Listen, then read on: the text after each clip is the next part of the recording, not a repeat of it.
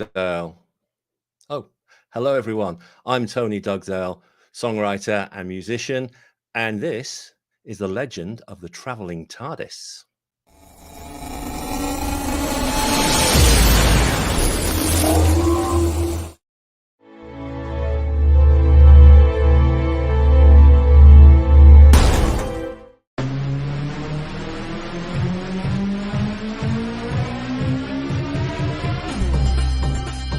My name is Christian Basil. Years ago, I had an idea. I got myself a TARDIS. Took it to new places, met a lot of new people, took some great pictures, and talked Doctor Who. From Krypton Radio and the creators of the Hanging With web show, this is the legend of the Traveling TARDIS. Join me on my latest adventures and become part of the legend.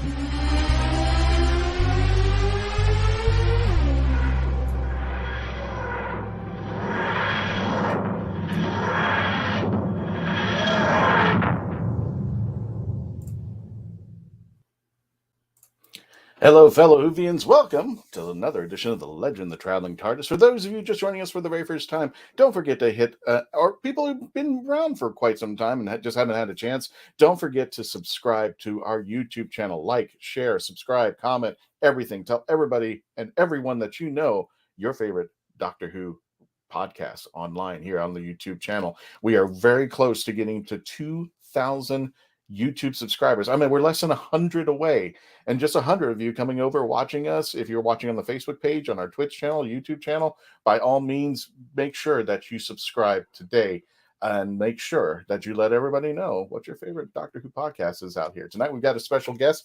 As you saw him in the introduction, we have Mr. Tony Dugdale. And I've been trying to say that right all night, and I've been lucky twice. I've gotten to say that right, Tony. So thank you very much there. Now, you may not be familiar with Tony by name, but you're familiar with his wonderful husband who plays Dorium during the Doctor Who, the 11th Doctor series with Matt Smith. He is the husband and better half of Simon Fisher-Becker. I think Simon would attest to that for me without it. And he is a musician. Tonight, you're going to be hearing some of his stuff. And what incredible music, because this is actually fun stuff, and this does go into the sci-fi world just a bit there. But before that, let's go ahead and introduce the team. Let's go ahead and start it off with...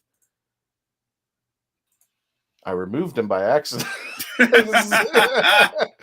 I'm going to start with Dave Chapman. There we go. Thank you, Christian. It's just a little bit rough on the edges tonight there, especially trying to get... Tonight. Just tonight. Just tonight. How you doing there, Dave? I'm good. I set up my microphone as we went live, so if I sound really odd, too loud, too not loud, let me know so I can adjust my dials here. But I am back in Calgary and off the road after a month and thrilled to be back on the show. Awesome. Speaking of awesome, I can't do the show without her, and she won't let me. The lovely Melanie Dean. Hello. Which I hear she has a special package that she received. Oh my God, Mark. All 7 pounds of it. So I think we have another episode coming up of the Traveling TARDIS. Yes, I received yet again another parcel from one of our greatest fans of the show, Mark Robinson, who's out there I see in the chats. But yeah, more sweets. I kind of took a quick little look-see to see what's in there. Close it back up, but we'll definitely do another unboxing of stuff. He put 2 things in there that he absolutely abhors, and we're going to try guessing what those things are. Also, he's going to be getting a parcel tomorrow, because UPS already picked up, of a bunch of American sweets on his way. And he can, we'll do another show of unboxing and see what his take is on all the things and the little goody little snacks us Americans like. So. I know. And if you follow Melanie on Pieces of, I almost said Pieces Melee. of Melanie. That's not, yeah. Pieces of Melee. You could have seen Melanie live putting a box together for Mark. Yeah, on Instagram, I went ahead and just went live. You can find it if you want to kind of get a sneak peek of all the things I sent to him as I tried putting it in this. It's 16 pounds. Got it. It's 16 pounds of goodies. So. Speaking of sneak peeks, we're welcoming back. Oh, there goes everybody. Everybody, Mr. my. Garrett Pomacher from Hello. Hanging I'm with sorry. Web Show. I'm sorry I'm late, everybody. I was at Christian's behest. I was checking out a website, Pieces of Melanie. It wasn't what I thought. It wasn't what I thought it was going to be at all. And now I have to wash my eyeballs and stuff because, you know. Hi, everybody. Hello, denizens of time here. How are you all doing tonight? I think I just started a hashtag, Tom, if you want to put it together there. We're doing okay. How you guys doing over there? And I can't wait until next month. My God. It's just around the corner. Yeah, well, we're doing well. We're, hanging in there, and we're getting things expanded and doing really well over at HWWS Web TV and, building things up again, coming back from a very long few months of being virtually invisible is not an easy task, but we're getting it done, and we're excited about all the things that are coming up down the road. So, got it there, gotcha. And I'm going to be bringing in a guest. Well, I'm glad he's actually here because we have an announcement at the end of the show that's going to be. Well, I'll let them explain it as soon as we get closer to the end of the show. We have the lovely Gene Turnbow from Sci-Fi.radio, and please download the app for free. When you get a chance, you can download the app for free and listen to all the geek out me. Well, you know what? Tell them a little bit about it, Gene. Well, Sci-Fi.radio is the world's only full-time science fiction radio station, and we currently reach 1 million listeners a year plus on average. It goes up and down. Sometimes it's like 1.3 million or whatever, but it's definitely 1 million. Anyway, we have free player apps for every smartphone and tablet.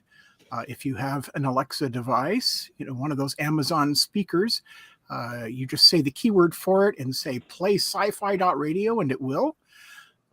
We also have free watch faces if you have a Wear OS based watch like a Samsung Classic 4, yes, or an Apple Watch. You can download the Facer app, and there are links on our website where you can get a free Sci-Fi Radio watch face. So yeah, we're kind of a one-man band here. We're trying to hit all the bases. And don't forget, you can chat with all of us tonight live. I'm going to pull this up, Melanie, and I'll explain later. But Melina, who is one of our co-hosts, she says, Christian, I'm watching you with a nice little blunt instrument. I will explain that all later. But Melina is going to be in the chats tonight. So thank you for joining us, Melina. Everybody, thank you for coming out there. And let's bring in our other co-host. We're talking about Mr. Simon Fisher-Becker. Hello, everybody. My favorite blue man. How you doing there, Simon? Thank you for coming on. Okay. Suddenly, this evening, because it's evening, I'm beginning to sound like Barry White. So I hope that doesn't affect any waves or whatever's going on out there. But hello, I'm looking forward to this evening, and I'm glad to be back on the panel. Gotcha down there. And we're going to hold Garrett and Gene just for a little bit because I know at least both of them have to go, but we're going to do an announcement about midway through the show out there. Speaking of special announcement, of course, our special guest today is Anthony Wilson Dugdale. How you doing there, Anth? I'm good. Thank you very much. I'm good. Yes, I can hear Simon rumbling from the next room. He's in the next room. The floorboards here are starting to vibrate a little whenever he speaks. There are whales out there in the North Sea looking up going, what was that? Well, welcome there, folks. And if you have any questions, please go ahead. And Melanie, if you want to bring anybody in from the chats, by all means, go ahead and grab them out there. Anthony, I just want to start off with you. I got to ask the question. How did you meet that guy all the way in the other corner? How did that all start? This usually sort of starts some kind of domestic because I say it was at a computer show. I was working for a computer software company and we had a stand in a computer show. Mm-hmm. And I say it was in Earl's Court Arena. He says it wasn't. I say I think he's right. Olympia. He says it's Olympia, and I think he's actually right. But in my head, for some reason, it was Earl's Court. But yeah, that's where we originally met, and at these shows, I mean, you must have been to these kind of things. There's all sorts of similar things. And you wander around and people just step out of places and start talking at you about what they're doing. And I just was trying to get away from it all in a corner, and I bumped into Simon and we just got talking. And Simon, I don't know if he's still got it. I think he has. He still has a Filofax. For those of you who are under whatever age, a Filofax is a book you write stuff in. His is the size of a house brick. Okay. Wait a minute. I mean, there it is. There it is. Yeah. I think he slimmed And it it looks down like a it could little. be used as one too. Yeah, it was, and he everybody he meets, just in case it works out, there's going to be some work in it for him, he'll take your details down. And then I think he moved. I was working in an area of South London called Mitcham, and he moved there, made contact, and we met up, and that was it. Really, we just carried on. You see, And this 30 years later, we're still both wondering why. Yes, there weren't smartphones or anything like that 30 years ago. Hence the Filofax. Yeah, which can double up as a weapon of mass destruction, a concussion weapon. Yes, I tell you what, you should have been around the day that he accidentally left it in the bank. Yeah. You've never seen panic like it. Yeah. It Really? was. I was trying to be like, supportive, but actually I was laughing my backside off because it was Well, Sorry, I say to you all, if you lose your phone with all the information that you've got That's gathered true. on it, There's truth in that. Yeah. I mean, I know there's backups and things, but they're not always guaranteed, are they? So there is this period. Well, our lives are all in this little case right here. Our lives are banking everything. So God forbid that disappears. If it falls into the river, I go in with it. All right, wait a minute. Wait. What? Whose makes the communicator sound? Yes. Thank you, Gene. Yes. Thank you. I was going to say, because we cannot let that go without, passing without, I mean, Simon, I got to tell you, your Bring that up, Gene. OG Just show iPad it. is perfect. Yeah. Bring it up, Gene, just so everybody can see. I didn't. Yeah. We got to get the noise. Yeah, exactly. Nice. Do you know that sound for me is a very nostalgic, and that sound has brought back all the memories of my sister, who's no longer with us, because it was my sister who introduced me to Star Trek. Way back in 1966, 67. Yeah, this one is actually a working phone. So. Oh yeah, Tony's got a sonic screwdriver. I think the battery's flat. I haven't touched it for years. Oh no! Here, try to recharge it. Thank you. Try to recharge. Everybody get ultrasonics. Here we go. When you bought me this for Christmas, why don't you tell everybody what I got you for Christmas? Yeah, I haven't got it to hand. What is that? But Tony brought me a brain cell. Because listen, if this is going to be a night of domestic squabbles, I can see that this is going to be. It's absolutely fine. It falls under science. He brought me a brain cell. There's this company called Microbes. It's called giantmicrobes.com. Yeah.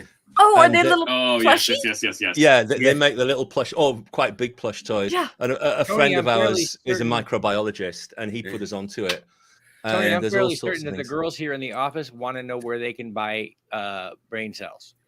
Yeah. I don't know why they're asking. I don't know why they're asking, but yeah. Well, someone I know, her husband had a vasectomy, and so she bought him a sperm cell. Okay, well, so he can have good night, everybody. That's it. Good night, everybody. We move on. Wow, really mad thing. I love that's just like my sense of humor. I love that sort of idea. Yeah, but you can get all sorts of things on there. There's one which is chlamydia, and you give it to a teenager, and you say that's how big it really is. Dave is scouring the office. I'm scouring. I'm sure I had a microbe of some sort, but I was going to say, do you have a cell of some sort that you're? What are you doing looking for? No, I'm in a closet. I'm not my closet. I do have a squishable gnome. No. Squishable gnome. There's a But phrase you don't hear I've every day. seen those microbes and all the other types. I've seen organs and all the kind of fun plushies at different comic conventions. Yeah, it's a So I it's know a great exactly what site you're like. if you Oh, want I know what you're talking something. about. If you want something unusual or better still insulting, it's a good place to go.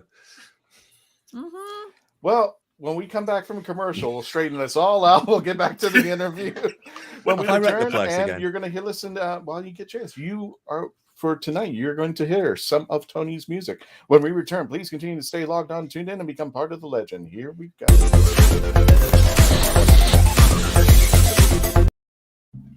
We are a touring acoustic duo crashing kitchens around the country. We go from house to house every Friday night and we create music, we create food, a good time, we stream it live and we do it for free. So now we're just really kind of like trying to develop it and build a community group that people believe in, then they'll help us. So we played from our rehearsal room, we played from the bathroom, thankfully that didn't catch on. I probably played guitar in my room, not for anyone, in front of anyone, nobody heard, for probably about 10 years. And then one Friday night we played from the kitchen. It's the main place people want to be. It's where the food is, it's where the drink is, it's where the best lighting is. You can go to any party and I guarantee you the kitchen is going to be popping. Our ultimate goal, I think, would be to crash kitchens every Friday all around the world.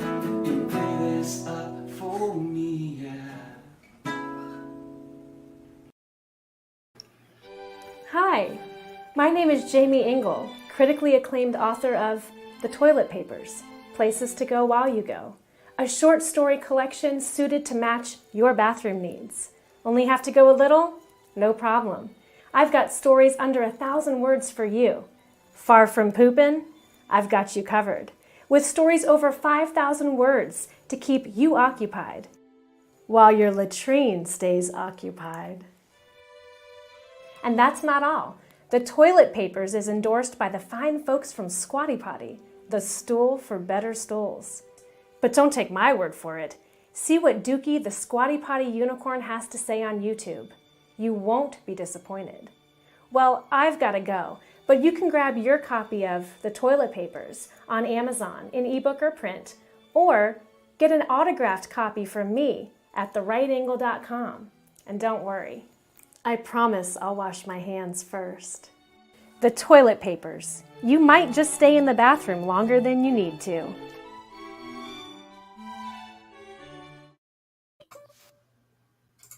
Hi everyone, Daphne Lage here. Join Nita Lanning and me on the Ragin' to the Vlogs show, where we talk about everything, nothing, and all the bits in between. Looking for hour-long conversations about indie comics, social media marketing, and crowdfunding, with the occasional rant and story time? Head on over to the Ragin' 2 channel on YouTube, Mondays through Fridays at 11 a.m. Eastern to join in the chat. Hit the button. It's no mystery. It's by design. No need to wonder why you look so fine, so fine.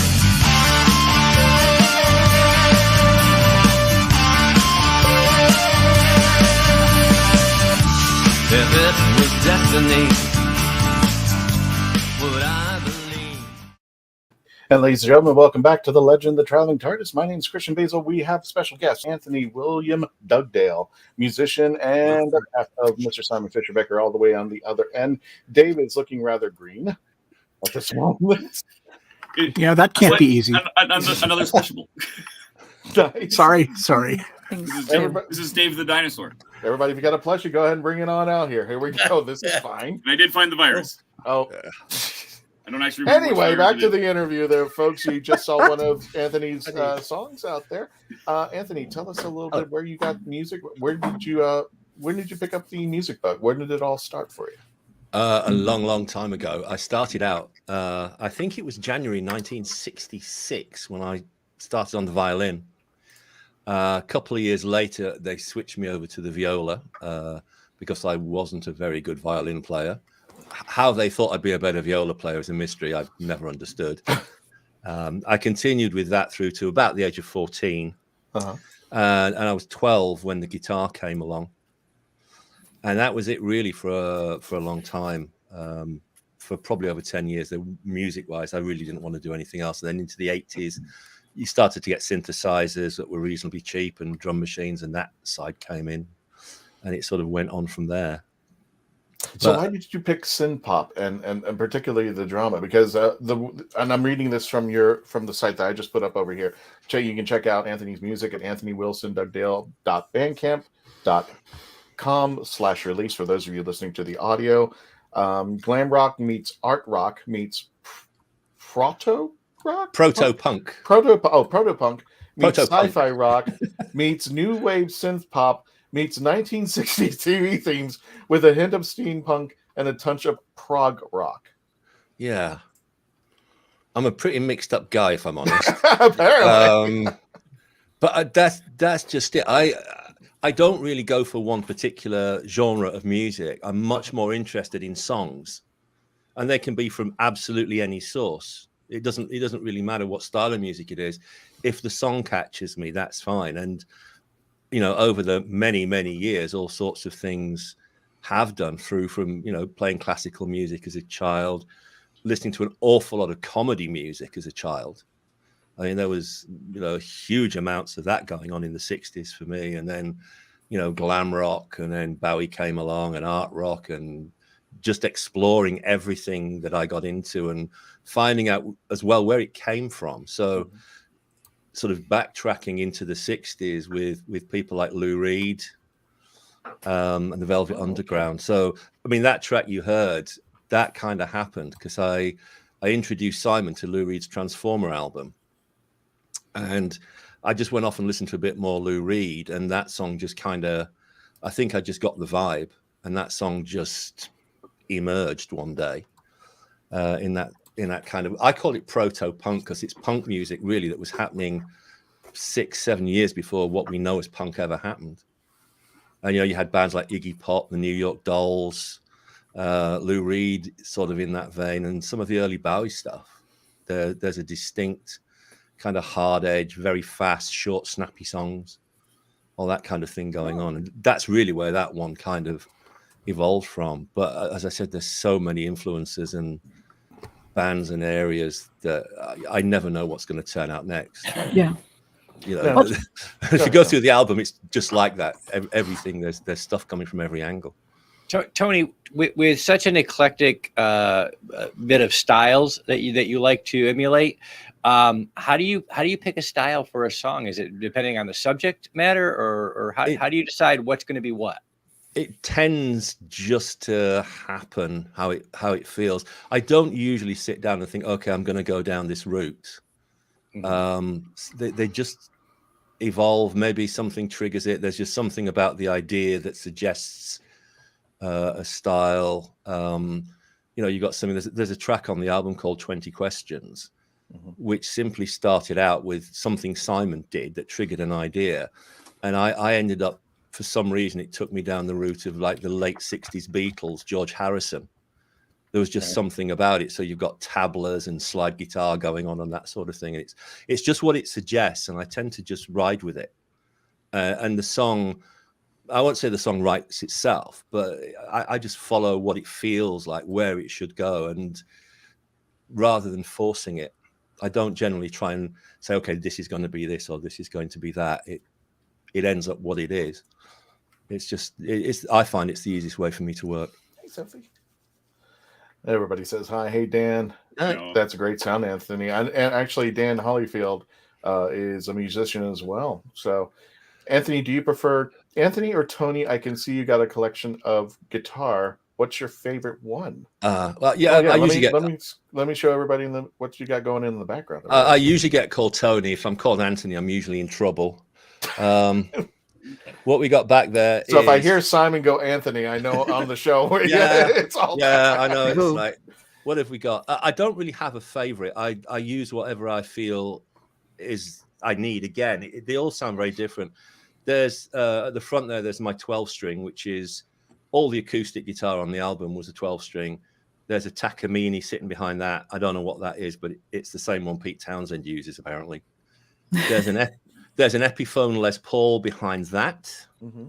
There's my Strat behind that, which is a 1960s reissue from the mid-90s.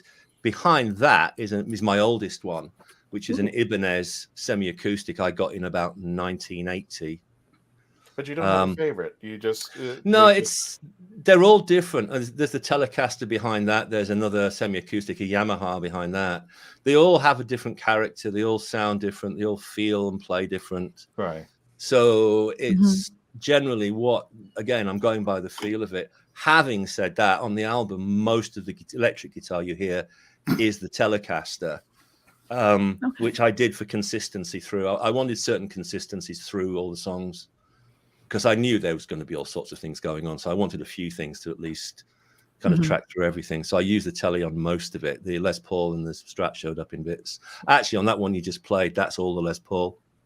Oh, okay. That's all the Epiphone Les Paul. I was kind of doing Mick Ronson impression on that one. So, had to dig out the Les Paul for that one and wind it up and lots of fuzz, that sort of thing. And don't forget, so do you believe that the instrument that you pick sort of guides your choices in terms of what the music's going to be like then? I mean, to some degree, yeah. Pick one up and said, "Oh, well, this guitar seems to want to do this particular thing. Let's explore that." There are sounds. I mean, if I want something more sort of rounded, like on what you've just heard, a fatter, more mellow type sound, warmer sound, I'll go for something like the Les Paul or maybe one of the semi-acoustics. If I want clean and bright and shiny, you'll hear, I think you're going to play a bit of Messages from Another World. In the middle of that, there's a little instrumental section and you'll hear this very bright guitar, twanging away. That's the Strat. They all have a character and a sound. Sometimes I'll swap around between them until I find what I think fits as well. So it's feeling around it, right? Letting it be more. I don't try and force it. If sometimes a guitar just won't. You play it and you think, no, that doesn't really go. So you'll pick up another one and then another one, and then suddenly, that's the one. Yeah. It sounds like you like having the voice of the guitar rather than trying to have the guitar go through a pedal and then changing the sounds through there. Yeah. Oh, I do that. I mean, you can see there's a bunch of amps sitting behind me. I don't actually use those. All the guitar you hear, all the electric guitar is done through a digital system that I've got sitting down here. So in terms of amps and pedals and all that kind of stuff, that all comes from a digital system, but it's all pretty much sort of classic gear. So the amplifier simulation is a 1958 Fender Bassman, which if you tried to buy it now, you'd have to take out a mortgage to get it, and classic things like that. So, but yeah, there's just a feel to things and a sound to things, and there's certain things some guitars do that the others just don't, and that's kind of the choices. But as I said, I wanted a consistent. Oh, keep it in the microphone. Stop it. Get out of the way. It had it coming. It had it coming. Yeah. It looked at you funny. You behave. You just watch it. Okay. You're not on screen, so stop it. Yeah, I just wanted certain consistency. So I just used the Telecaster. I like the Telecaster a lot. I do. I find it a nice guitar to play. But they're all my babies. Oh, the Telecaster is an arm load. Tony tonight. Oh. Yeah. So what were you saying about the Telecaster? Yeah, it's an arm load. It's a heavy guitar.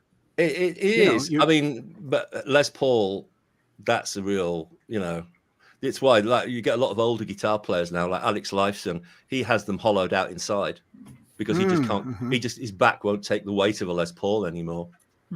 Really? And they're chambered. I've got a Les Paul and I've owned a Telecaster, and the Telecaster for me was just, it had a great sound, but after about an hour, you just wanted to, throw the thing across the room. It was so heavy. Yeah, they're not that light. Actually, weirdly enough, my Ibanez semi-acoustic is incredibly heavy compared to the Yamaha, which is quite a lightweight one.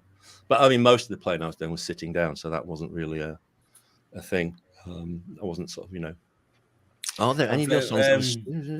Yeah, I'll read that for you. Andrew asks, are there any of the songs that you have strong, specific sci-fi inspiration on them? By that, I mean, is one track got a Doctor Who sound or a 2001 Star Trek, etc. feel? Not specifically. I mean, when I sat down to do the album, I made the decision that it was going to have a strong sci-fi element to it, with some steampunk overtones as well. Mm-hmm. So most of the tracks have got some kind of sci-fi element to them, not necessarily specific to a TV show, though Messages from Another World ended up sounding very much like a 1960s TV theme.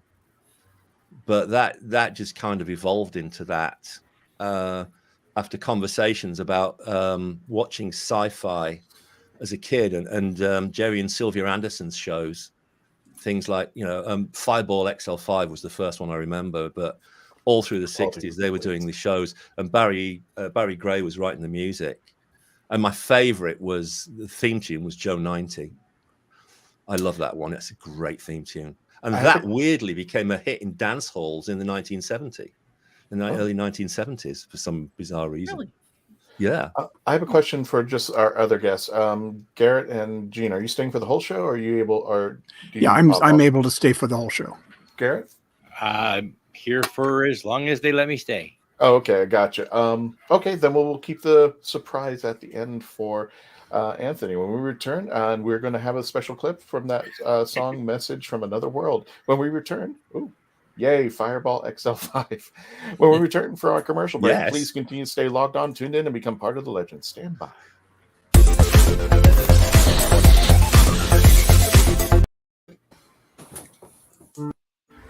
Oh, brilliant! It's hard to believe that in the 56-year history of the greatest sci-fi television show in the English language, there has never been a fan guide to Doctor Who.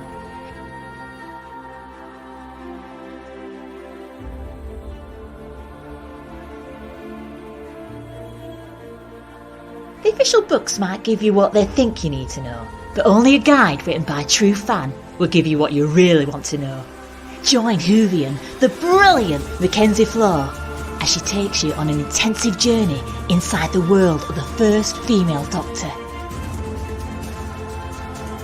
In the Binge Watcher's Guide to Doctor Who, Season 11. Right, let's get a shift on.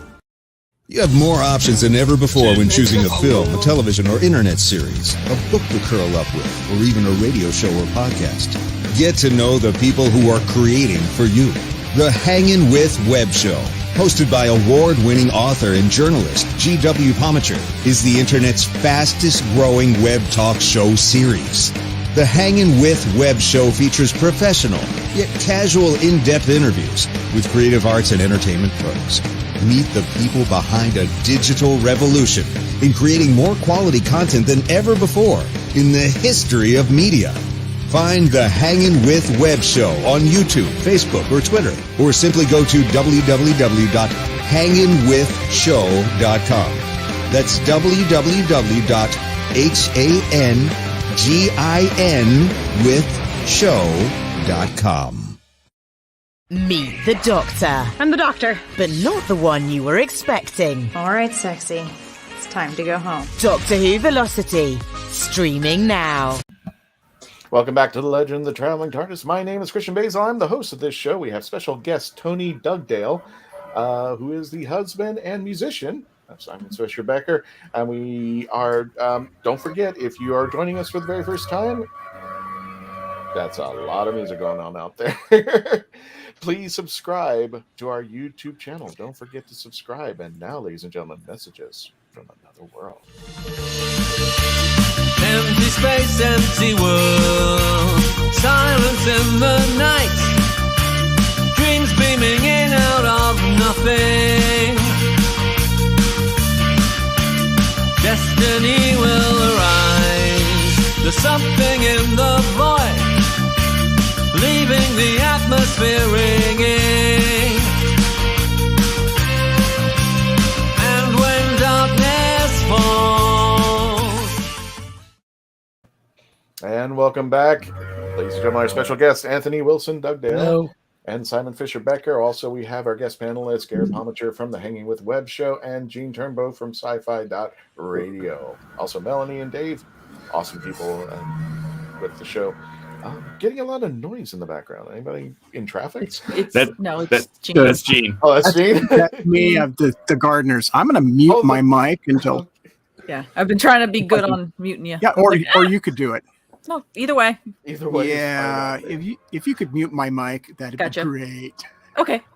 Actually, I'm just going to ask you one question because Gene, I sent you when I was going to bring you onto the show to interview Anthony. You had mentioned I sent you messages from another world, and my favorite. It's one of my favorite songs because Simon's in it too. Yeah. I'm sorry. I can barely hear myself think. Stupid gardener. I can't believe they're here outside my window with the leaf blower. Live radio. Yeah. Live radio. Yes. So tell me again what the question was. No, that's fine. I sent you when I first introduced you to Tony's music, and the first thing I sent you was actually Tony. Gosh, I'm going to be jumping around now. Whichever YouTube channel. And I sent you a message from another world, which I love. Oh, yeah. Because Yeah. Simon's actually in it too. What'd you think about it? I remember what you were I thought it was extraordinary. I mean, the Sci-Fi Radio gets a lot of music submissions, and I mean a lot. I think every music PR company in the United States seems to have us on their radar, and they keep sending me like big band or reggae, all sorts of crazy stuff. Sci-fi reggae? That I want to hear. No, they don't. The problem is that they don't read. They haven't visited the site. Oh, so they okay. say, we visited your site. We love your radio station, and here's some reggae. No, you have not visited our site, or you wouldn't have sent me this. That sounds familiar. I heard, I saw that. I saw that music video, Tony, and I was incredibly impressed. And I thought, well, this is good stuff. This is exactly the kind of thing that we would like to broadcast on sci-fi.radio and give some airtime. Thank you. So yeah, I'm gonna hit that digital buy button. It's Anthony Wilson Dugdale.bandcamp.com if you're looking for it, and it's just €7. I'm gonna double that and go to 15. Ooh. And check out with PayPal. I can eat tomorrow. Yes. We can have a latte tomorrow. Yes. Yeah. So I'm going to buy the whole album. Oh, we're going to feature stuff on the air. Decide to get on there. Well, it looks like Gene had let the cat out of the bag just a little bit early, but there's a reason why I brought Gene and Garrett on here. So, Gene, I think you already gave your proposal. Did you want to explain anything else to Tony while you got it? Well, only that we have listeners all over the planet, and 194 countries in the world. Actually, 193 at the moment.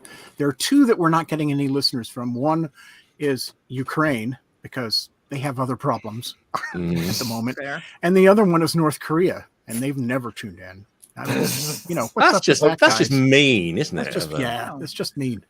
So, but yeah, no, we love your stuff. It is phenomenally good, and it is exactly the kind of thing that our listeners look for. So, there's all sorts of I mean, sci-fi is something I've been into, like I said, since I was really young, and all sorts of things, and I thought about making an album for ages, and I couldn't really get a handle on what I wanted to do, but I decided on the science fiction thing.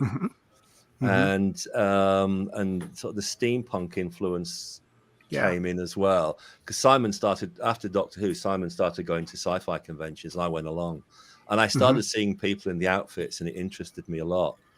And so I started digging into what was going on there. Oh, blimey! Remember that? Oh, right. Yeah, there it is.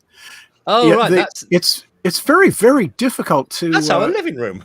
Yes. Oh, is it? Look down there it is. Look down in that very bottom corner Bottom right-hand corner of the banner. Yeah, can't increase it, but yeah, if you look in the bottom right-hand corner, everybody, yes, there it Simon is. Yeah. Also put the Legend of the Traveling TARDIS. So yes.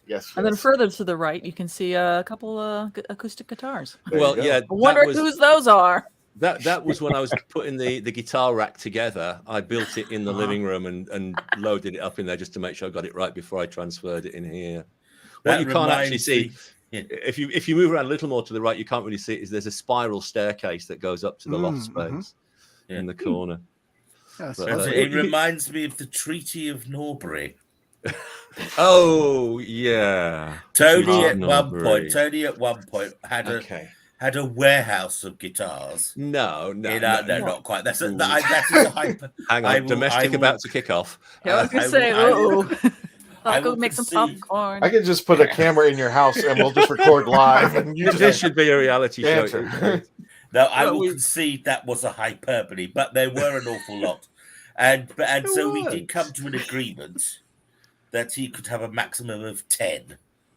And that became, and we were living in a place. We were living in a place called Norbury at the time, so it became the Treaty of Norbury. Now I get it. I was going to say, you're way Tony, cooler than that, Simon. I thought you were way cooler than that. We have a weird relationship. I think you probably gathered that already. I have to confess, I have cheated with that in that when that was signed, there were a couple of guitars that were basically rubbish and not working. So they became placeholders for better guitars. So it didn't actually stop me from buying more guitars. I just threw those rubbishy ones away. Yes, like any true politician, he finds a way of getting out of any agreement made. Oh, yeah, all sorts of things happen to guitars. You know, like I had a Sunburst Les Paul, and my wife, and then I went through the wash, and now look. I know. Well, actually, I occasionally freak guitar players out by telling them that Ibanez semi-acoustic, I actually swapped a black Gibson Les Paul Custom for it. And that usually raises eyebrows among the guitar players because the Gibson Les Paul Custom is, supposed to be one of the top instruments. I had one and I didn't like it. And I did a straight swap with a guy in a music shop for the Ibanez, and I've never regretted it for a second. Oh, wow. So, what was it that you, just as an aside, what was it that you didn't like about the thing? It didn't feel right. It never felt right to play. There was always something. I don't know what it is. It's hard to explain. It's how an instrument feels that catches me. And if I don't care what's written on the headstock, how expensive or cheap it is. If it doesn't feel right, I just don't want to play it. It's for me. That's usually a sign that the setup is wonky. Yeah, I had the Les Paul set up at least twice, and it just never seemed to. I don't know. It was just one of those things, sometimes you get along with them and sometimes you don't. But the setup is really important. I think if you don't get that right, it feels uncomfortable under your hands. But that one. That was that one. But that last song you played, that film that was in there. I don't know if you're familiar with it at all, any of you. I think it's called Cosmos: War of the Planets. I've not watched it. I downloaded it from a public domain site in America, and I looked through for clips. Looking through the bits, it looks horrifically bad. In fact, definitely, it could be so bad it's brilliant. It may even land in that category. But if you look at it's on IMDb, if you look it up, everybody just says it's utterly terrible. But it just looked right for what I wanted, That's right, Sophie. Do you want to explain how 20 Questions came about? Oh, right. Yeah. It's okay. Simon has this delightful little habit of thinking out loud, usually in the form of a question. It can be any random question at any point in time, completely unrelated to whatever you're talking about. So you can be driving down the road to the supermarket, talking about what you're going to buy. Suddenly you'll come out with a question about brain surgery. Just out of nothing, these things appear. One morning we got up and we hadn't been out of bed very long, and we were still trying to, regain full consciousness. And he suddenly started asking questions, just a stream of one question after another. And this went on for about 2 minutes. Oh. And I eventually said, we're not, it's a bit early to play 20 questions, isn't it? And he stopped. Now, he claims he has no knowledge of this at all. He doesn't remember it.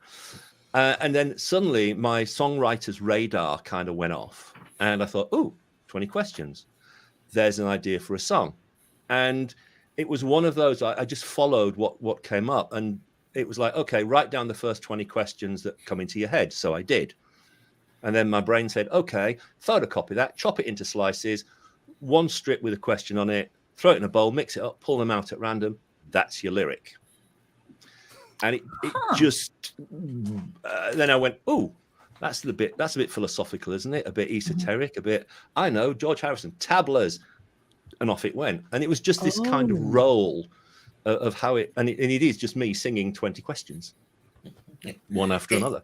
In my defense, I you don't get one tonight, Simon. But I will try.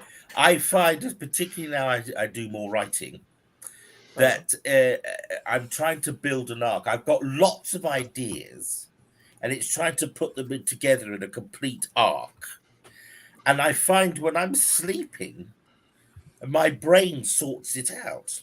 Mm-hmm. But then thinking to myself, I'm thinking now, if that happens there, how am I going to get, I'm at A, how am I going to get to D? Then how am I going to get to F?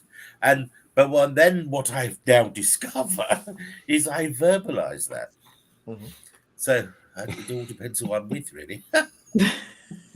That just sounds like an excuse to write off naps as work time.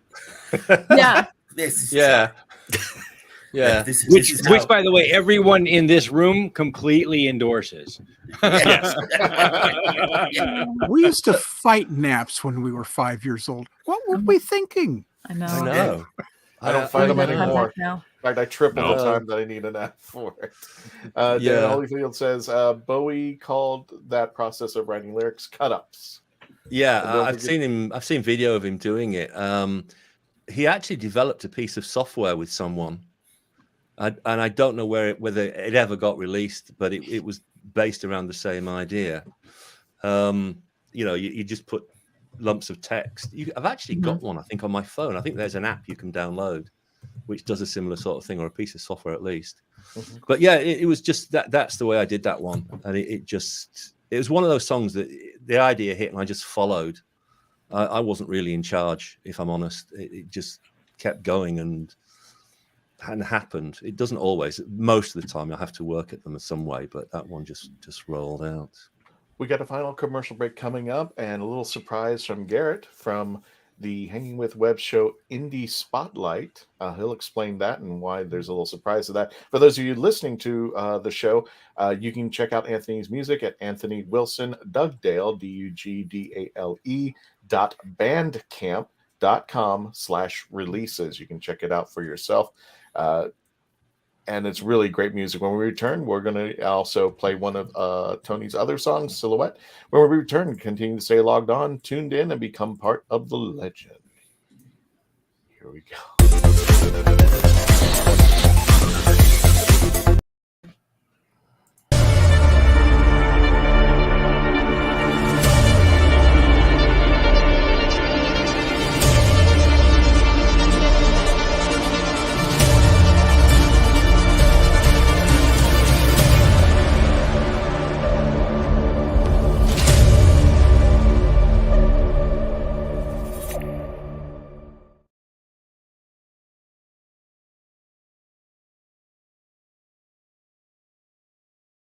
The massive audio Doctor Who Bad Wolf Bluetooth TARDIS speaker. That's all I gotta say, one word. Wow. It looks like it just jumped right off the screen. Here it is in all its Bad Wolf glory. Right here is the on-off switch and the up and down volume. Right here's the speaker. The TARDIS stands about 6 inches from the bottom of the TARDIS all the way up to the top where the light is. Look at the detail. Wow. In the summer of 1953, private investigator Will Lucky Marks was working as the in-house private eye for Arcane Pacific Pictures. Trapped inside the studio with the killer, Lucky must find the killer before time runs out. Lot 28. Own it today. Available iTunes and Amazon.com.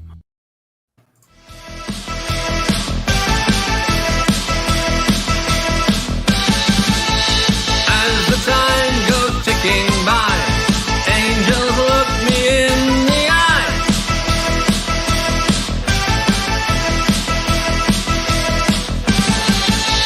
Plagued by endless mysteries, born of countless centuries. And that was Tony Dugdale with Silhouette. Welcome, ladies and gentlemen, to the wrap-up of our episode, Legend of the Traveling TARDIS. My name's Christian Basil. I'm the host of the show. I was trying to buy time for Simon, who has not gotten back to his chair yet. So there we are. You're trying. I was trying to buy time. And it's just like, At least you get a good view of his ego wall. Oh my god, that's true. Just solo his ego wall. There we go. There you go. We Show gotta everybody's see, we wall. gotta see the. Oh, look at that. Wow. To Dorium. That is cute. Oh my god. Oh yeah, him on the skateboard. That was done years ago in a small seaside town on the south coast called Bridport. A friend of a friend did that one. Oh. He actually, in that, he looks like a former vice prime minister, deputy prime minister of England called John Prescott. There's a distinct resemblance in that one for some reason. How you're saying this when he doesn't have his headphones on? Hello. Never mind. Let's put him back. Okay. Don't. All right. Don't. We don't didn't tell him. remember. We didn't discuss the ego wall. No, we did. We No, did. not at Okay, all. let's Not at go all. to the chats. Let's go to the chats just in case. Welcome back there, folks. And Tony, I also want to introduce our friend over at the Hanging with Web show and the indie music spotlight. And let me let Garrett explain what he has to offer. Hi, Tony. Well, first of all, I'm GW Homacher. I'm an author and a host of the Hanging with Web show. I'm also the executive producer of HWWS Media Group, HWWS Web TV, and our HWWS Indie Music Radio, which, with the help of Gene down below there, we were able to put together to highlight the music of independent musicians all over the world. We've got over 400 musicians from every corner of Earth that I can think of. And Sage makes it a habit to follow Gene around wherever he goes on the internet.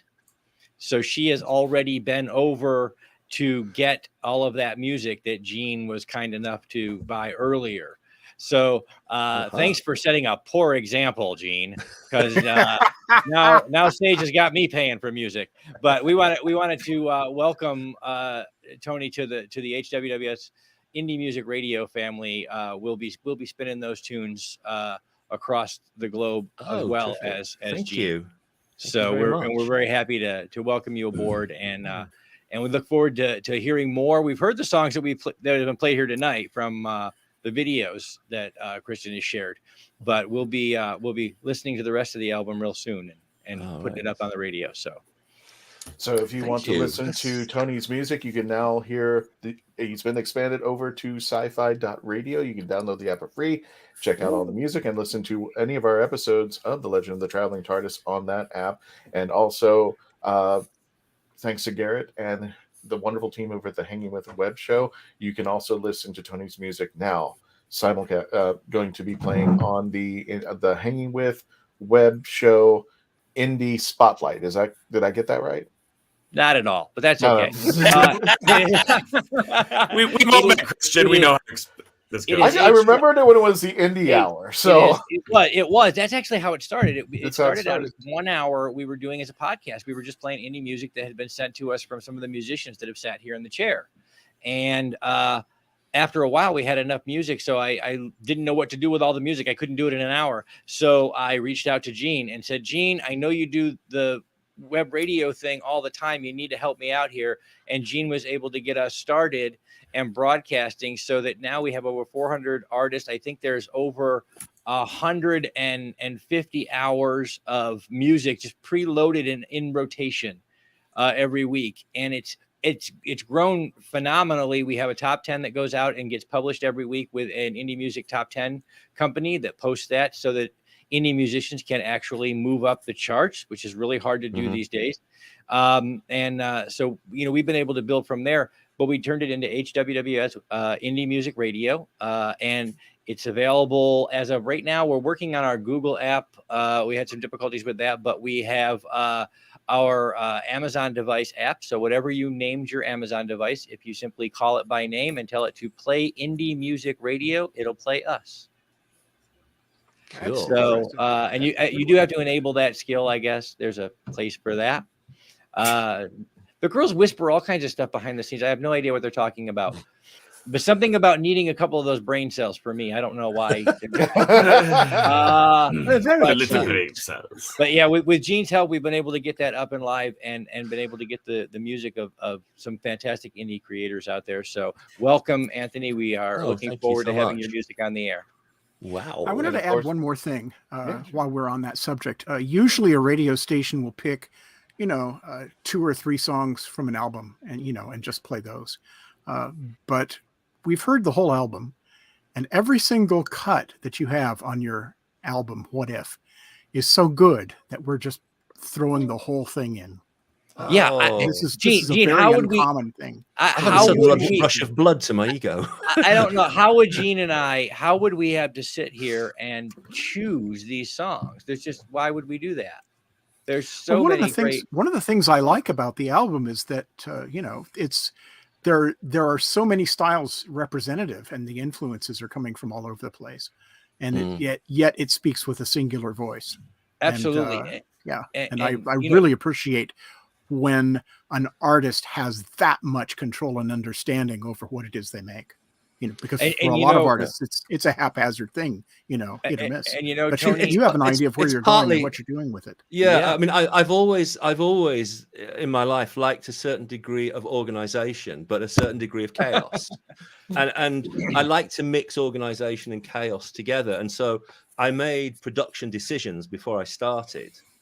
And then there were other areas where I just went, what happens, happens. So within a structure, if you like, you've got that room to experiment, to play around, to make horrendous mistakes, to improvise guitar solos that you can't reproduce. So you have to spend 3 days learning them, which I did on one occasion. Having to learn my own guitar solo, that was just horrendous. But, it's just, yeah. What's really great for Gene and I is that we're able to enjoy the whole album in our broadcasts because we don't stick to a format like the terrestrial radio where it's all top 40 or all pop or all rock or all whatever. Yeah. If there's a sci-fi twist for Gene, man, it's there. And if it's got a musical tone to it, we play it on indie music radio. So it's great to be able to say this is one artist and look at all of the range. That's going to be amazing. Exactly. Yeah. It does really represent my musical taste, which is, as I said, it's all over the place. I mean, recently I've been listening to a lot of Tom Petty and the Heartbreakers, some Todd Rundgren, and some Gilbert and Sullivan. Hello, it's me. So old Todd. Brilliant. I love Todd Rundgren. I really do. I know. I didn't even realize he was hired. If you want a piece of sci-fi trivia, he was actually hired to do the Red Dwarf theme for the US version. Yeah. Yes, that's him actually. Well, what I like about him is he's a huge Gilbert and Sullivan fan as well. And if you want to see something completely strange, there is a video I found recently on YouTube of him, the blues musician Taj Mahal, and his wife Michelle singing a song called "Never Mind the Why and Wherefore" from HMS Pinafore. I will have to go looking for that. Just like weird. It's really good, but it's weird. I have to ask Tony. So Garrett and Gene came in a little bit late, so they weren't here when we were chatting before the show started. Well, in defense, though, that was Christian's fault because he sent us over there to Pieces of Melanie and got us very distracted. Yes. It's not Melanie's website, guys. Don't Google that. That's fair, and that's fair. But what you didn't hear is, Tony, don't you have something more coming up? So to choose from now? I'm actually, I started a new project, which I was at one point thinking of calling Carbon-Based Idiot. That was a working title. I like it. It's the project is called Small Songs, and that's kind of the idea of it, moving away from like the big production type stuff, and trying to go back to something really basic and shorter. You know, nothing more than 4 minutes long. Only ever hearing 4 instruments and 3 voices at any one, or 4 voices at any one time. So it's going to sound a lot more like a band playing in the studio. That's the idea.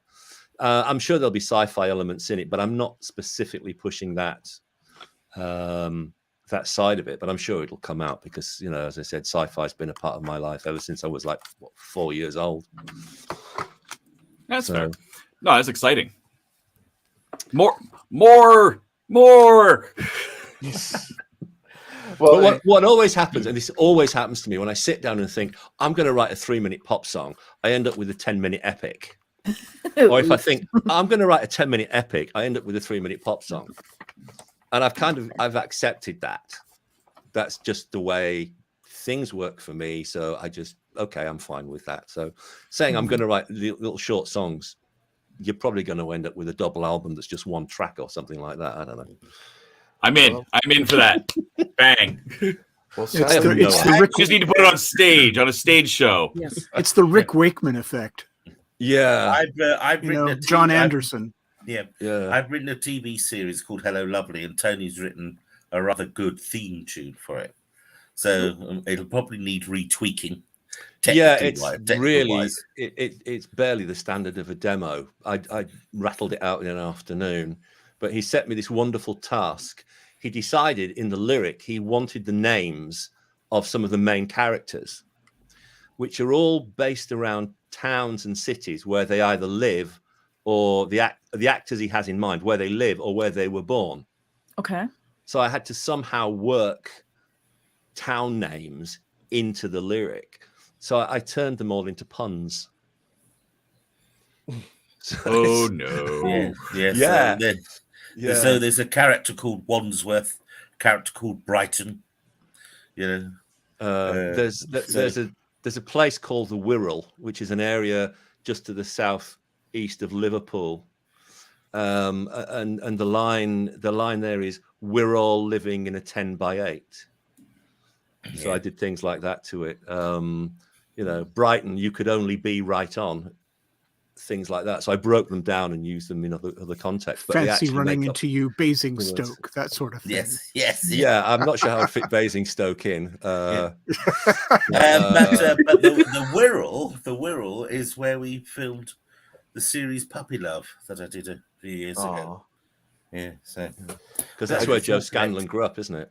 Yeah. Now, I don't mean to cut things short, but our audio audience we're going to have to end the show right there, but we will go into the after party. So if Simon, Anthony, if you guys want to stay longer, by all means. The only thing we were going to do in the after party, we were going to review the trailer for Legend of the Sea Devils, which is the episode coming up for Easter. But yeah, if you want to continue this conversation, we just have to say goodbye to our friends on the audio at the moment.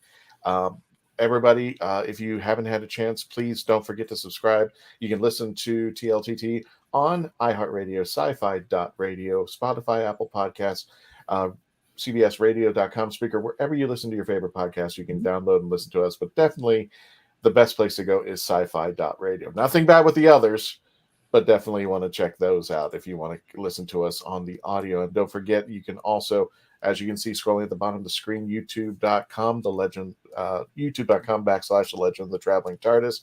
We are just 100 people away from getting to 2,000. Our 10th anniversary will be taking place May 19th, and that will actually be the first day of MegaCon Orlando. And there might be a big surprise going on at MegaCon Orlando just for the Traveling TARDIS. But we're going to find out more as things go on. Bless you. I do apologize. I should have put my mute on. You're fine. That's the best way to end the show right there.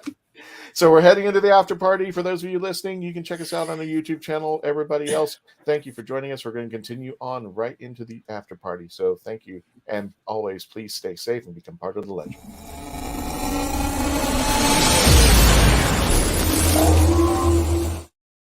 Hey, we're just doing the review of the Sea Devil trailer, but if anybody had any questions for Tony, please. I know there were a lot of chats still pending out there. Would I like to do soundtracks? The idea has occurred. No one's actually asked me to do it, but I'd be interested to give it a go. Yes. I call the album "What If" because what if is one of my favorite things. What if I did this? Which is the title of the album. This will put you to sleep. I can understand that, Tony. In my last album, I had the working title "This Will Put You to Sleep." It turned out into a meditation album. I had to chop it up into tracks to keep it from being one song. Yeah, once again, the John Anderson effect. You know, like Elias of Sun Hillow. Have you listened to that album? It's a masterpiece. No. He did it in 1975, and he had to multi-track the whole thing. It was back before digital, and he had like up to, I think he was juggling 400 separate elements. Wow! And he thought he was going to lose his mind before he ever I can finished imagine. it. Yeah, and he played all the instruments himself as well. So it was really a groundbreaking piece of music. Elias of Sun Hillow. It's a story album, and it's science fiction fantasy, and it is absolutely wonderful. I think you should. I think check that one out. Yeah, it's glorious. It's glorious. Yeah.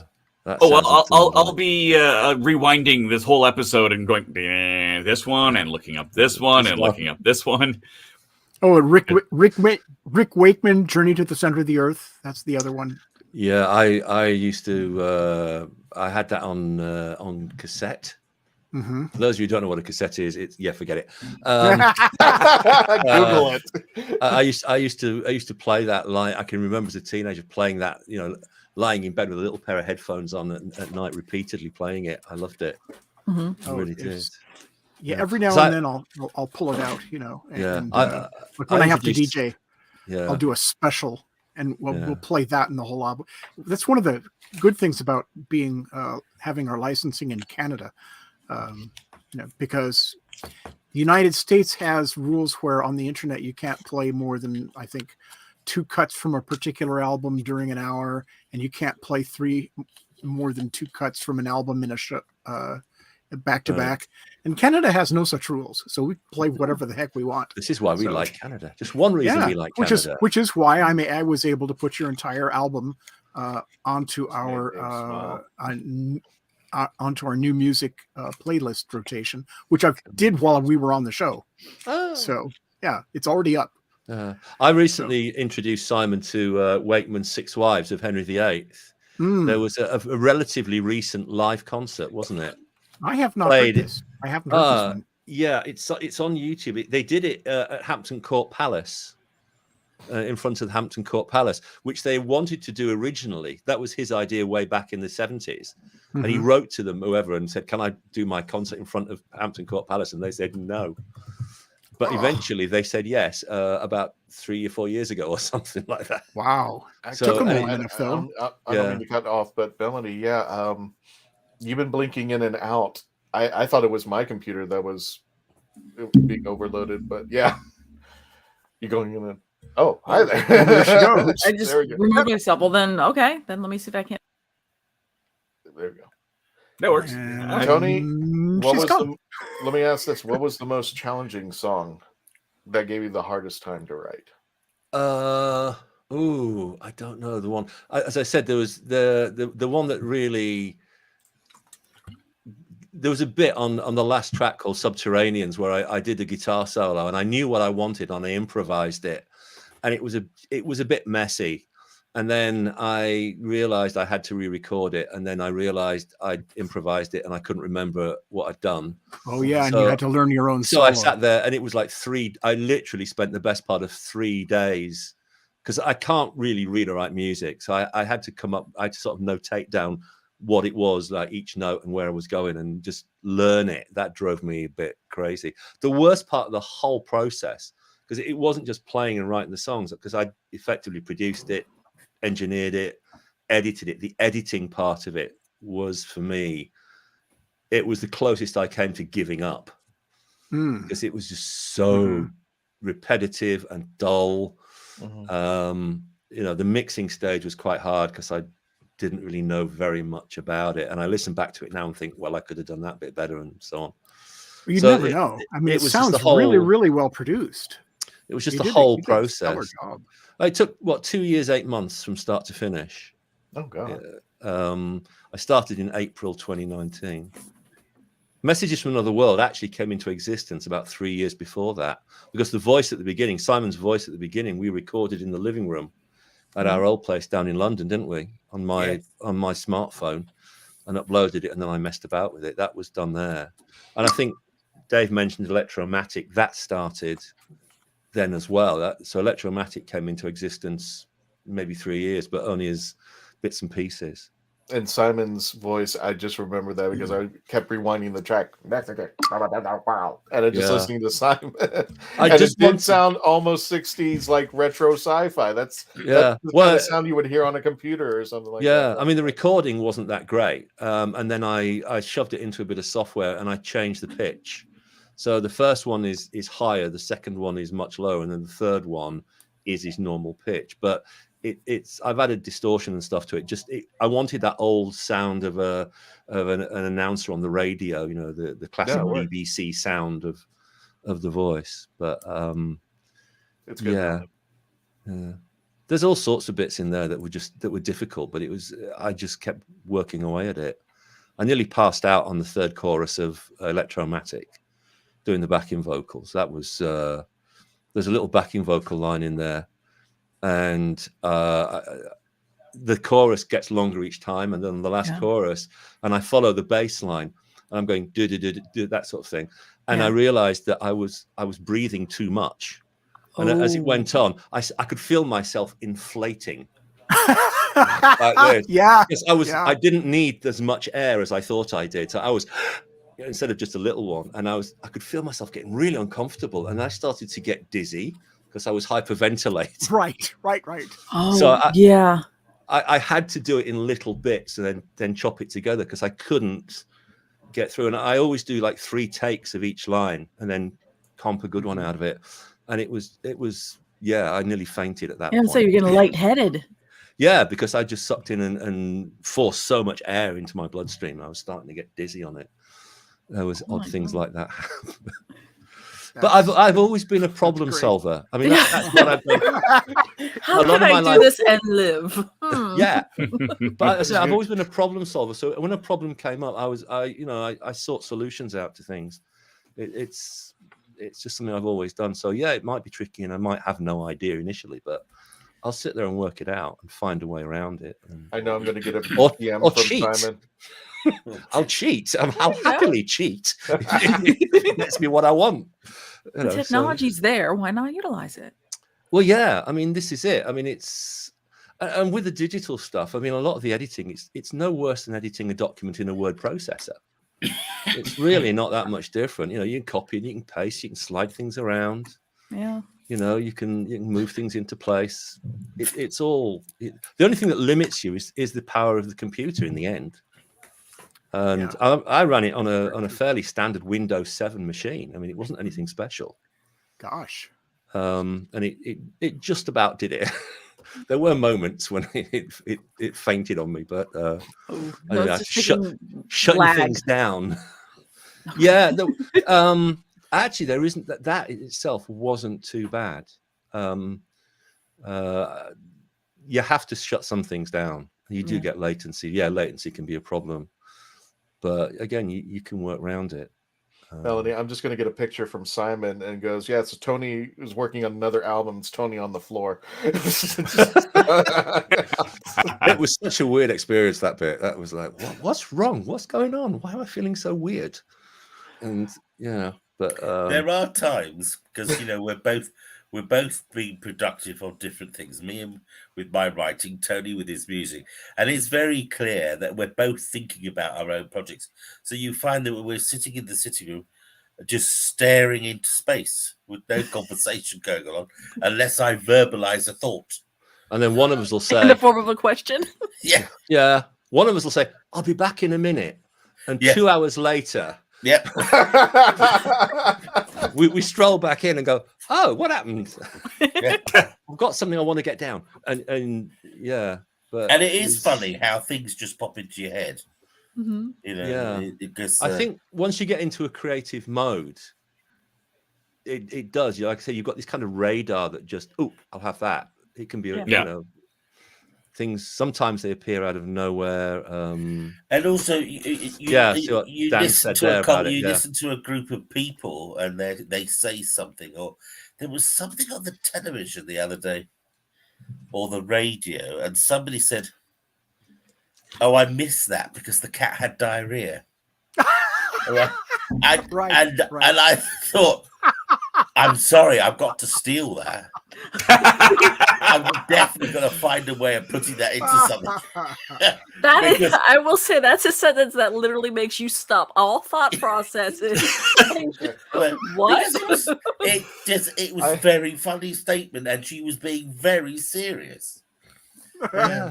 Okay, this warrants it. So I've started this. Anytime that we make a cat reference or a cat appears on the Traveling TARDIS, we have the Traveling TARDIS cat alert. There it is. Pretty cat. That's Beaker. That's mine.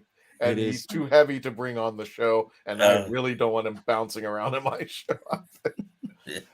Meow, squish. But people do say weird things sometimes.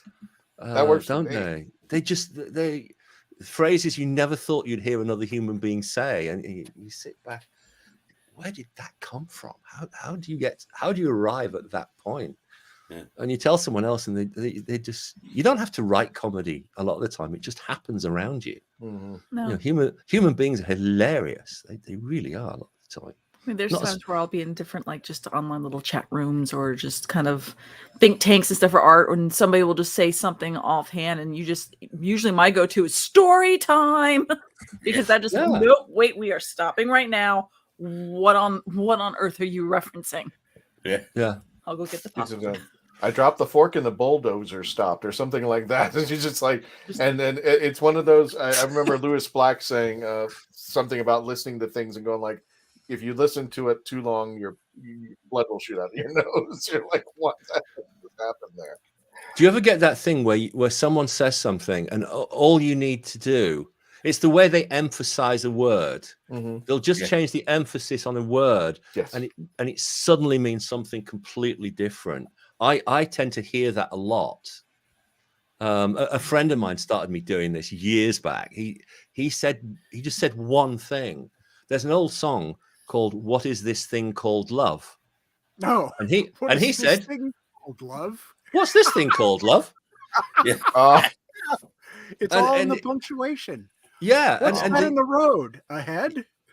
Yes, yeah, and that's kind of how I see a lot of things. You know, we had a thing going on over here where they were killing off badgers because they carry tuberculosis. I heard about that. Right. And there was this little headline. Brian May, you know, and did that song. Brian. Badger. Yeah. But there was a little headline: Badger Cull misses target. Now I took that in a different way. That all these people were shooting away and just not hitting anything. That's how that sounded to me. That's where I took that, but I've got a strange brain. I always have had. Never. Well, to me, this whole topic reminds me just of like Victor Borge, like all those kind of the importance of punctuation and the application of different words and stuff like that. Yeah. The language is a wonderful, strange thing. It really is. Well, it's just for people who are still here for us tonight, let me show you what the album cover is, the What If album cover, and you can check it out. Anthony Wilson Dugdale.bandcamp.com/releases. I like the cover art. That's elegant in its simplicity. There we go. That's what I was elegant going for. In its simplicity. It's good. It's a mixture of two things I found on a site that you can get free images from. So the background bit, the white with the lines on it, was one, and it had something else in the middle which I took out. And then I found the cogs and the wheels and with the fly somewhere else, and I just took the background out and slapped it on the top, and that was it. I'm not an artist in that sense. I can barely draw a straight line with a ruler, so don't have me drawing anything. because I can't do stickman properly. That's how bad I am at it, and I always have been. That part of my brain just doesn't work for some reason. So, but I can create images like that. People say, all I can draw is stick figures. Have you tried to draw a stick figure? It's not easy. Yeah, oh no, getting the proportions right. It's a trick. Yeah. No, I remember being really small and getting really angry at school because they wanted me to draw, and finding it uncomfortable and awkward for some reason. It just didn't, give me something to make a noise with, and I'm happy. Well, gentlemen, I know it's late for you too, so we're going to be just doing a review, and you're more than welcome to stick around. We're just going to do a quick review of the trailer for The Legend of the Sea Devils. But for folks who are still here and want to know what's coming up, our next interview next Tuesday will be with astronaut Abby. Some of you may be familiar with that name. She has started a social media program, and she's actually putting on things for other people to learn. She is trying to be the first person on Mars. And she's actually going through the process with the Mars generation. This is astronaut Abby, better known as Abigail Harrison, and she'll be on next week to talk about her journey as she goes to Mars. And I would tell her, please avoid water and don't open a space station named Bowie. That's all I'm going to tell you for that journey there. And of course, the week after, we're going to be doing the review, and we'll be showing the preview in just a second. The Legends of the Sea Devil, which is getting closer to the swan song for Jodie Whittaker's 13th Doctor. So please check it out down there. We'll be back next week. In the meantime, let me go ahead and pull this up. It's been a while. No, where are you? Oh, there you go. I think I'm going to have to. I think I'm going to have to take a walk. Okay. Thank you so much for inviting me on the show, Tony. It was nice to meet you. Simon, good to meet you too, Gene. Yeah. Melanie. As always. Thank you very much, Gene, for your generosity. Oh, quite welcome. Quite welcome. And one of these times, I'd like to get another station ID from you. You did one as Winston Churchill for us, but that was back when our radio station was called Krypton Radio. Oh wow, yes. Good Lord. It was the same radio station. That was us. All right, okay. I'll get something to you. Well, let's just keep in touch. Do your Alfred Hitchcock. Lovely. Sorry. Yeah, I could do. Yeah, it's very similar. It's very much like Alfred Hitchcock, not a million miles from Churchill. So you just put the bottom lip out, and you start talking about the MacGuffin. Yes, that's perfect. That'd be great.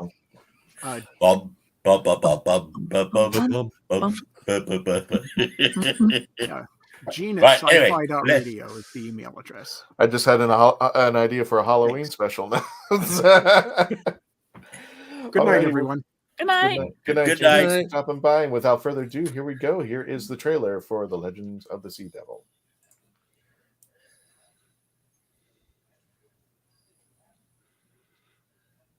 Is there sound?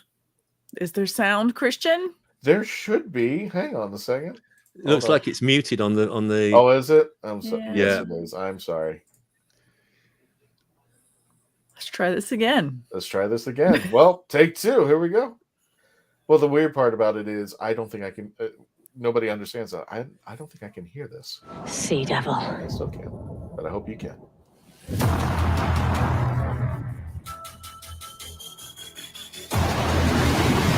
Coming straight for us.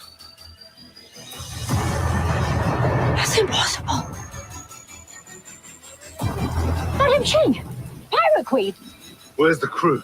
That'll be us. We don't stand a chance. Yes, did you just stand up like this? You're like a kid sometimes. Thanks. Say hello to my crew. The world has been disrupted. Because of you. Because of what you unleashed. You want to create chaos. It is our time. Man the cannons. The ship is going down. Down!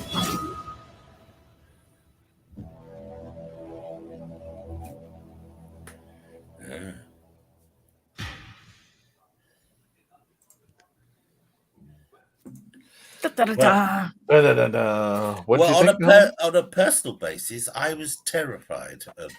Although I was about 14, maybe 12, because they were in the John Pertwee era, weren't they? Yes. Mm-hmm. So I was really uncomfortable with the Sea Devils. They sort of stuck in my mind more than the Daleks, really, for whatever reason. It's good to see them back. Yeah. I want the giant ant back. My first Doctor Who memory is of a giant ant. Yes, I remember. Gosh, that was William Hartnell, and I can't. It was the Ant and the Wasp, or something like that. I can't remember. There was a very early one. Yeah. Yes. I remember that. That's the earliest I can recall with Doctor Who. I can go back a little further with, like I said, Fireball XL5. And my greatest disappointment in life is that we never got the hover scooters. You know, those little scooter things that you can hover about on. They had them in Thunderbirds as well, and I've always wanted one. We're still waiting for the hoverboard from Back to the Future. Yeah, that was supposed to be years ago. We're behind that. Well, I mean, if we're going through Arthur C. Clarke, we're supposed to be at Jupiter by now. We're really we're still trying to get to Mars. I had a weird experience recently was it 2001 was on the TV, and I watched it again, and I'd read the book, and I'd read 2010, and I thought, I know there's a couple of other books, I should really read those, and I got part of the way through one of them, and I realized that I actually had read it, but I couldn't remember a word of it. It was the most peculiar sensation. Hang on a minute, I remember this. And then I got to the fourth one, and the same thing happened. And I thought, I must have read it because I remember this bit. I had no actual memory of ever reading them. I think there's 2001, 2010, 2000 something else. It's like 2075 or something. And then there's 3000. Yeah. And spoilers for anybody who doesn't know about 3000, all three of the original characters come back from 2001. They are all back.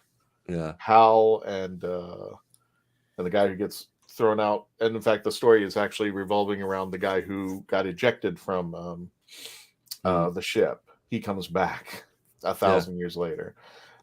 Christian, UK trailer has lots of scenes at the BBC. Oh, okay. Sorry, I just found. What's that?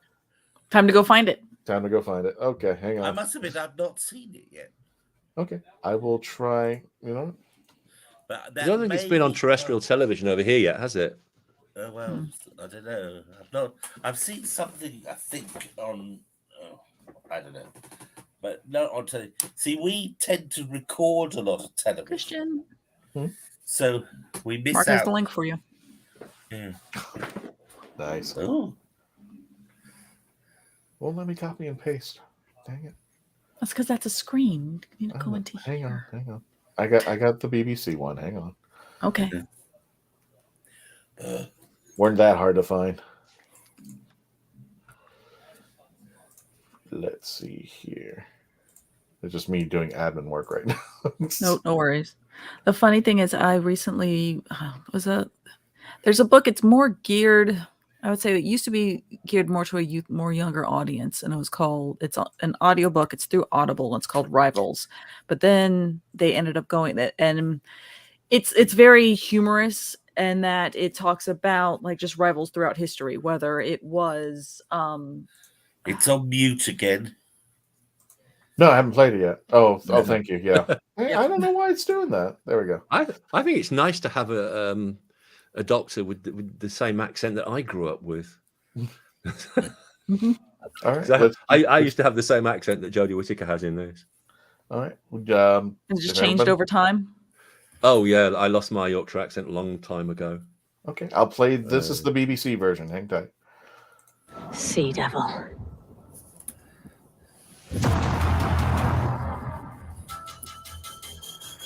Okay, why is their version a lot more crisper than the BBCA version? That's impossible. Madam Ching! Pirate Queen! Where's the crew? That'll be us. We don't stand a chance. Yes! Did you just stand up like this? You're like a kid sometimes. Thanks. Say hello to my crew. The world has been disrupted. Because of you. Because of what you unleashed. You want to create chaos. It is our time. Man the cannons. The ship is going down. Down!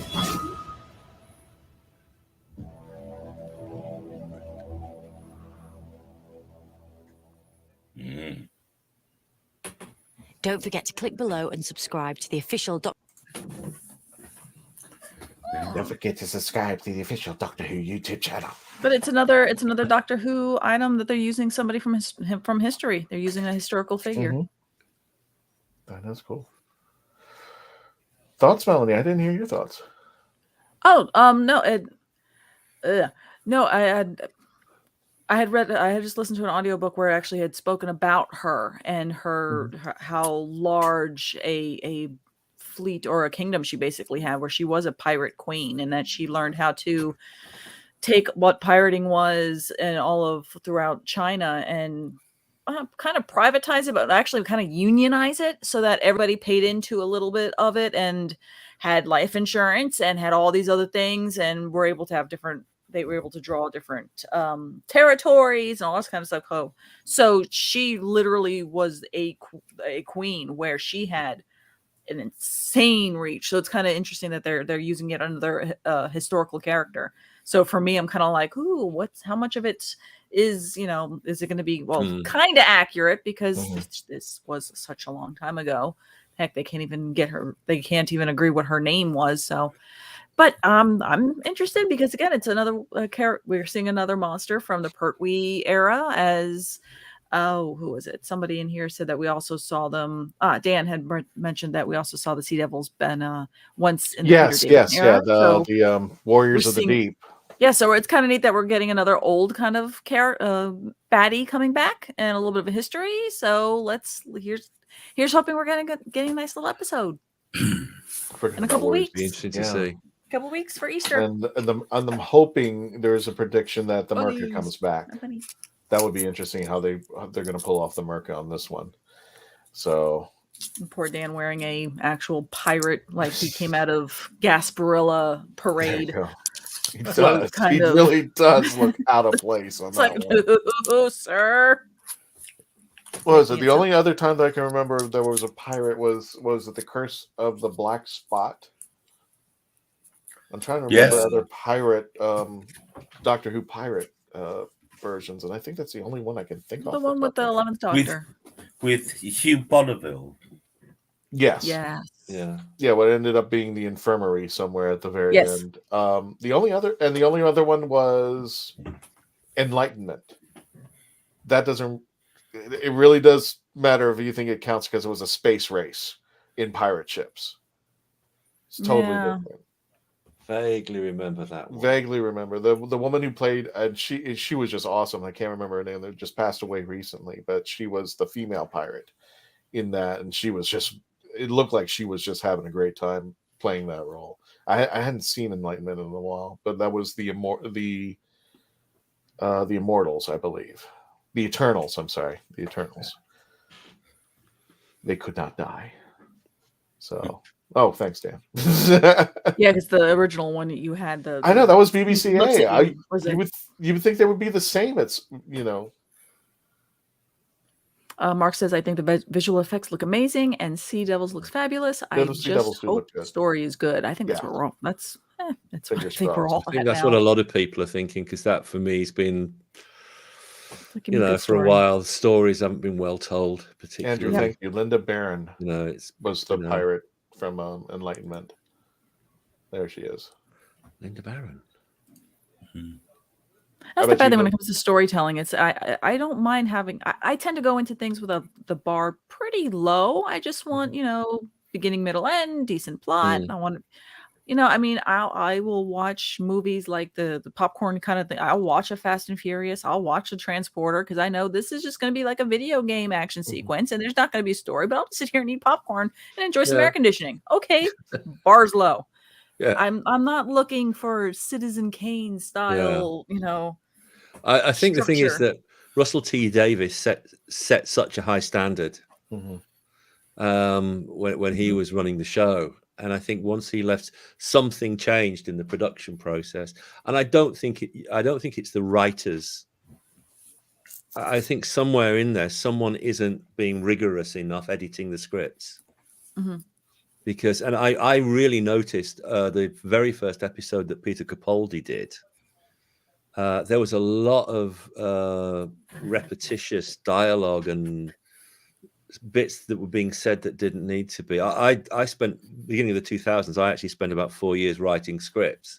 So I got into how things work and how things should work. And of course, when you know how things could work and you start looking at things, you start analyzing and thinking, well, and to me, it's there's something about the editing process that's just not as sharp as it really needs to be. You think that maybe they didn't have a script doctor? That was weirdly enough, I looked at the credits and someone shows up as a script editor, but either they've been overridden or ignored or something. But you just think this could be just a little bit tighter. It could be sharper. And that's I think some of them have got some did get really sloppy at times, but that's been my main issue with. And it's been a gradual decline, I think, in that sense. But I'm hoping now Russell T Davies is coming back that he'll be sharp again, because he really, I think, understands how to tell a story and get everything across. But yeah, he's excellent as a writer. I think he's a top writer. So I'm hoping he'll. I think when you mentioned tightening up the script, there are things in Russell T Davies' writing, and then there's a lot of it also in Moffat. But Moffat got a little weird. It's just like, why is that in there? What's this going on? And Russell T, every moment I could actually see belonging to the story or supporting the story, or there's something. Even my favorite scene is the end of the world, where Rose, I was talking about this, and by the way, now that I segued in the end of the discussion, why Melina's been putting knives into the chat. I said something on, I was invited to the TARDIS Zone to do a review of the Day of the Doctor, and I mentioned something about Capaldi and Clara's relationship, and I said I wasn't really crazy about Clara Prime and Capaldi's relationship. I said I love Nardole and Capaldi better, and she didn't like that. And Noel, who was the host, agreed with me. Now, she was typing in knives the whole episode. So just like, oh my God.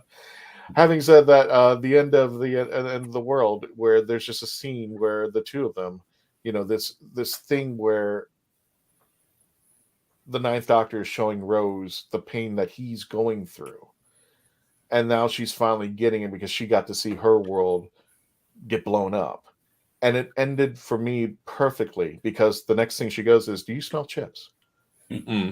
As if to say, you know what, everything that happened is happening somewhere else or something, but what we should be concerned about is the now and enjoying what we got in life. And it was just said with, do you smell chips? It's actually, in its way, it's quite an innocuous line. But one of the things that I learned was giving actors space to do their thing. Not giving them too much in a line that does their job for them. A simple line like, can I smell chips? In itself, that line is almost nothing. But in the context of what's happened previously, your actor is going to take that and phrase it and time it, and you're giving them something to do.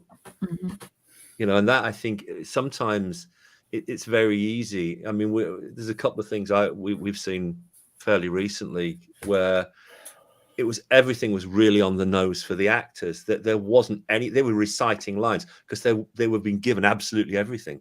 They didn't have to dig into it and try and pull something out. And I think that line, one of my favorite lines in film is from Misery, "You dirty bird." When she says that to him, you think about that line of itself is, what the hell is that? But the way Kathy Bates delivers it, the venom she gets into that almost inconsequential line, Mhm. it gives her the space. Here's a little line, fire it up. And that's what actors do. It's giving them the space and the opportunity to pull things out and dig in. And if you don't do that, you see the actor trying to work hard. If you see an actor working hard, it's probably that they're dealing with a script that's just not giving them space to do what they're doing, and they're trying desperately to pull something out. Mhm. It's just backing off a bit as a writer sometimes, not saying things. What you don't say, Yeah, is what the actor does. that makes sense, because you're also giving it you need to also allow the space for the director to do what he wants, Yeah. they want to do, or even the Yeah. DP who's going to frame the shot to, what's going on in the background rather than what's going on in the foreground of when that line's being, Yeah. when they taken. But no, I agree that I think RTD not only was just a good writer, I think it was even that he knew how to assemble the team, and that he trusted that team to do all that, whether it was the editing, whoever was the editor in that suite, whoever his DP was, whoever was, the writing team, whoever was going to light and make sure that the emotion is being carried correctly of what the actor's going to do in the space. I think he assembled a really good team, and I think he trusted them. Now, that's just me guessing. I don't know if he is somebody that goes around and is tweaking every single aspect. That I do not know. But I know that filmmaking and theater and all that, it's a team effort, just like you would in sports. Yeah. So you can't win, so it's that. But in sports, if something bad happens, in American football, it's the quarterback's fault or the coach's fault. It's not everybody else. And here we're having the same conversation of, well, is it Chibnall or is it Jody? Well, there's a lot of other people there, but you can't. I don't think you can blame it. If an episode doesn't fly, you can't really blame the actor. I don't think you can blame the actor at all. I agree. But you're right. I think about Russell T. He had good people around him, and I think he had people around him who were better at. He probably understood what they did, but they were better at it. It's the thing a friend of mine used to say: never be afraid to employ people who are better at it than you are. And for me, in the music field, the classic example of that is David Bowie. You look at the people he worked with over time. They were incredible musicians, all of them, always. And the stories about like Ziggy.